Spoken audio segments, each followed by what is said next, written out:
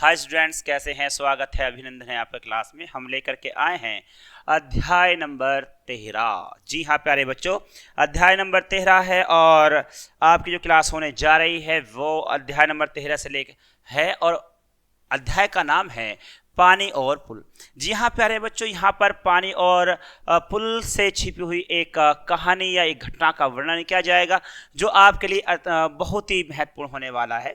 हर एक जो घटना है या फिर एक कहानी है या फिर कविता है या कोई उपन्यास है या फिर उसके बाद में कुछ निबंध भी हो सकता है, तो उनसे हमें कहीं ना कहीं सीख जरूर मिलती है। तो प्यारे बच्चों, हम यहाँ पर शुरू करते हैं। इसमें देखते हैं सारांश। जी हाँ, कुछ घटनाएं या आप बीती ऐसी होती हैं जिनकी छाप कभी नहीं मिटती, समय ही उनका इलाज होता है। इसी बात को प्रस्तुत पाठ में बड़े ही मार्मिक ढंग से दर्शाया गया है। तो प्यारे बच्चों, आपको मैं बता रहा था कि बातें अगर आप कुछ सीखना चाहते हैं तो आपको पता होना चाहिए घटनाओं का या कहानियों का या उनके वर्णन के बारे में आपको पता होना चाहिए। चलेगा, शुरुआत करते हैं।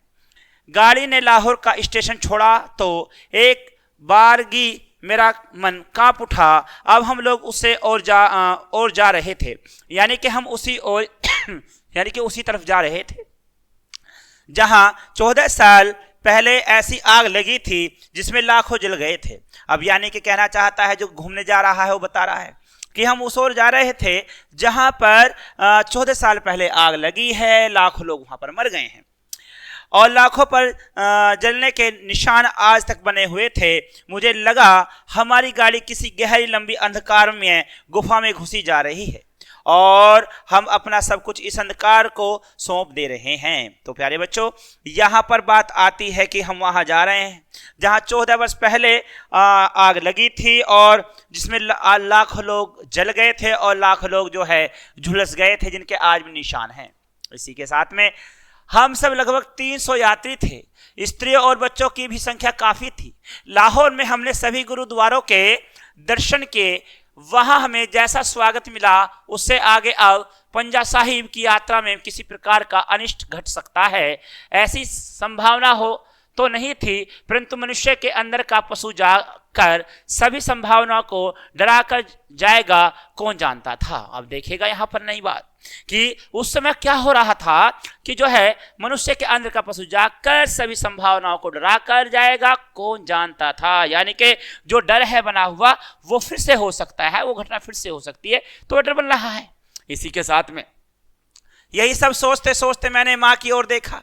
माँ की ओर मतलब है माँ की तरफ देखा। हथेली पर मुंह टिकाए कोहनी को खिड़की का सहारा दिए वे निरंतर बाहर की ओर देख रही थी। और क्या क्या उन्होंने ऐसे लगाया हुआ है, ऐसे, और कहाँ रख लिया? खिड़की की तरफ रख लिया है और देख कहाँ रही? बाहर की तरफ देख रही है। खेत कट चुके थे, दूर दूर तक सपाट धरती थी, यानी कि दूर तक सपाट धरती, खाली धरती फैली हुई थी, क्योंकि जो फसलें थीं वो कट चुकी थीं और चारों तरफ खाली ही खाली नजर आ रहा था। इसी के साथ में दिखाई दे रही थी। मुझे लगा माँ की आंखों में से उतरकर यह सपाटता उनके मन में पूरी तरह छा गई है। फिर मैंने अपने डिब्बे के दूसरे यात्रियों की तरफ देखा, उन पर भी गहरी उदासी छा गई थी। समझ में नहीं आ रहा था कि एकाएक ऐसी उदासी सब पर क्यों छा गई है। अब देखेगा, ये वाली बात किसी को समझ नहीं आ रही है, मुझे समझ में नहीं आ रही है कि सब एकाएक जो है उदास होते जा रहे हैं। मुझे पुराना दृश्य सभी को दिखाई दे रहा है और ये सब के सभी का हाल ऐसा हो रहा था। जिस गाड़ी से हम जा रहे थे उसमें 300 यात्री सफर कर रहे थे। तुम्हें तो यह रास्ता अच्छी तरह याद होगा, मैंने माँ का ध्यान तोड़ते हुए पूछा। सैकड़ों बार आना जाना हुआ होगा तुम्हारा। माँ मेरी ओर देखकर मुस्कुराई। वह मुस्कुराहट सब कुछ खोकर पाई हुई मुस्कुराहट थी। बोली, मुझे तो इस रास्ते का एक एक स्टेशन तक याद है, पर आज यह इलाका कितना बेगाना बेगाना सा लग रहा है। अब मैंने पूछ ही लिया। क्या पूछ लिया? कि आपको तो सभी जगहों के बारे, मतलब आपको तो सब कुछ याद होगा। तो कहते हैं मुझे सब कुछ याद है, मुझे स्टेशन सारे याद हैं, लेकिन आज का जो दृश्य है वो ऐसा लगता है जैसे सब कुछ बेगाना बेगाना से है, जिसको हम जानते ही नहीं है, जो हमारा है ही नहीं। आज 14 साल बाद इधर से जा रही हूँ, पहले भी ऐसे ही जाती थी। लाहौर पार करते ही अजीब सी उमंग नस नस में दौड़ जाती थी। सराय हमारा गांव जैसे जैसे निकट आता जाता वहां की एक एक शक्ल मेरे सामने दौड़ जाती। स्टेशन पर कितने लोग आए होते ये कोई अंदाजा नहीं था। माँ की आंखों में 14 साल पहले की याद तरल हो गई थी। पिताजी ने अपना रोजगार उत्तर प्रदेश में ही जमा लिया था। हम सब भाई बहनों का जन्म पंजाब के बाहर हुआ था। मुझे याद है पिताजी तो शायद साल में एक आध बार ही पंजाब आते हों, पर माँ को 2-3 चक्कर जरूर लगा जाते थे। हम में जो छोटा होता था वह माँ के साथ जाता, और जब से मुझे याद है मेरी छोटी बहन की उनके साथ जाया करती थी। अब देखिएगा, पिताजी तो बाहर रहा करते थे, अब वो तो घर पे आया नहीं करते थे, लेकिन इतना मुझे याद है कि माँ वहां पर 2-3 बार साल में चली जाया करती थी, क्योंकि वो तो साल में एक आध बार ही आते थे। उन दिनों जब पंजाब का विभाजन घोषित हो चुका था, पंजाब की 5 नदियों का जल उन्माद की तीखी शराब बन चुका था, माँ ने फिर पंजाब जाने का फैसला किया था। सभी ने ऐसे विरोध किया जैसे वे जलती आग में कूदने जा रही हों, और वह सचमुच आग में कूदने जैसी तो था, परंतु पिताजी सहित हम सब जानते थे कि माँ को अपने निश्चय से डिगाना कोई आसान नहीं। उन्होंने सबकी बातों को हंसकर टाल दिया। 20-22 दिनों में वे वापस आ गए। गांव के घर का बहुत सा सामान बुक करा आई थी। अपने हाथों वे अपना पुराना चरखा और दही मथने की बड़ी मथनी ले आई थी। अब देखेगा, उनके हाथों में चरखा था और अपनी जो रही कह देते हैं या उसे मढ़ने वाली कह देते हैं, वो मथनी कह देते हैं, उसे ले आई थी क्योंकि दूध मथना पड़ता था। फिर सारे पंजाब में आग लग गई। घर के घर, गांव के गांव और शहर के शहर उस आग में जलने लगे। आग रुकी तो लगा पेशावर तक सपाट फैली हुई जमीन अमृतसर और लाहौर के बीच से फट गई, और उस पार का फटा हुआ हिस्सा बीच में गहरी खाई छोड़कर न जाने कितना उधर खिसक गया। हम सब भूल से गए कि उस गहरी खाई के उस पार हमारा अपना गांव था। अब देखेगा, ये अमृतसर अब आज के समय में भारत में है, लाहौर आपका पाकिस्तान में है, लेकिन लाहौर का जो इलाका है और पंजाब का जो इलाका है, ये मानेगा एक पंजाब पाकिस्तान के पास में है और एक पंजाब भारत के पास में है, क्योंकि दोनों जगहों में पंजाबी बोली जाती है और पंजाबी लोग वहां पर रहते थे। तो ये वहां का दृश्य बताया जा रहा है। पक्की सड़कों के किनारे पीछे की और एक नहर थी और पास ही झेलम नदी अल्हड़ लड़के की तरह उलझती कूदती बहती थी। आज मैं माँ के साथ उस खाई पर राज्य के औपचारिकता के बांधे हुए पुल से गुजरकर उसी ओर जा रहा था जो कल कितना अपना था, आज कितना पराया है। तो देखेगा, मैं माँ के साथ कहाँ जा रहा था? माँ के साथ मैं उस जगह जा रहा था जो कल अपना था, आज पराया है, लेकिन आज हम वहां जा रहे हैं। मैं एक पुस्तक के पन्ने उल्ट रहा था। माँ ने पूछा, यह गाड़ी सराय स्टेशन पर रुकेगी? मैंने कुछ सोचा, फिर कहा, हाँ रुकेगी शायद, पर पहुंचेगी रात के 1-2 बजे। हम लोग गहरी नींद में सो रहे होंगे। स्टेशन कब आकर निकल जाएगा पता नहीं लगेगा, और अब अपना रखा ही क्या है वहां। तो कहते हैं कि अम्मा पूछ ही लेती है कि बेटा सराय पहुंचने वाले होंगे। वो कहता है कि रात को 1 या 2 बजे के आसपास पहुंचेगी, लेकिन अब उस समय तो हम सो रहे होंगे, और इस समय अब हमारा वहां रखा ही क्या कि जो हम उसकी इतनी जिज्ञासा अपने अंदर रखें कि वो हमारे स्टेशन आ रहा है।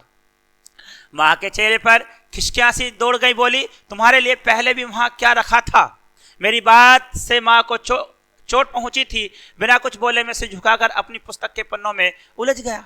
धीरे धीरे अंधेरा छाने लगा। माँ ने पोटली खोल खाने के लिए कुछ निकाला। मेरे एक दूसरे के मामा जी हमारे साथ थे।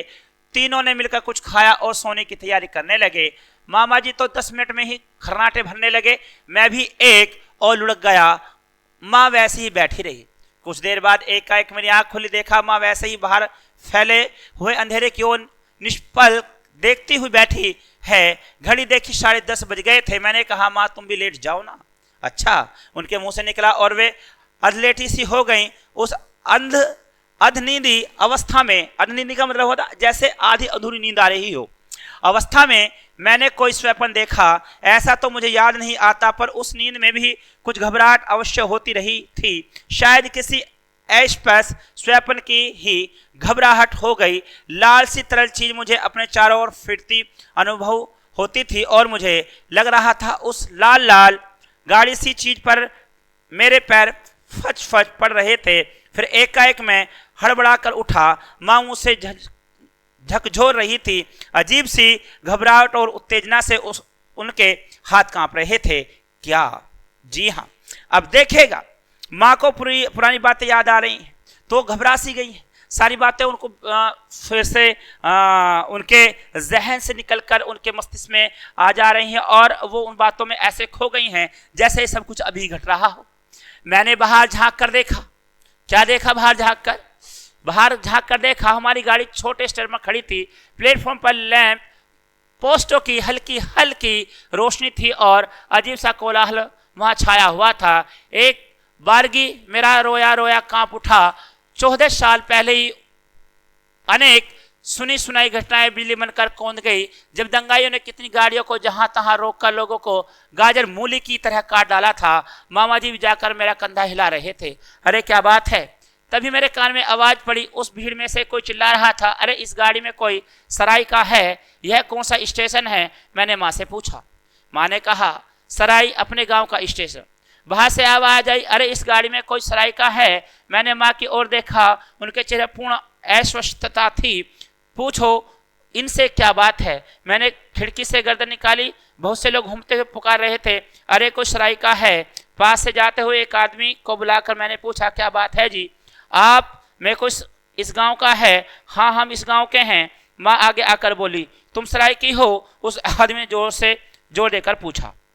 अब देखिएगा, स्टेशन पर गाड़ी खड़ी है, गांव के जाने के मतलब गांव उनके उस स्टेशन के पास है।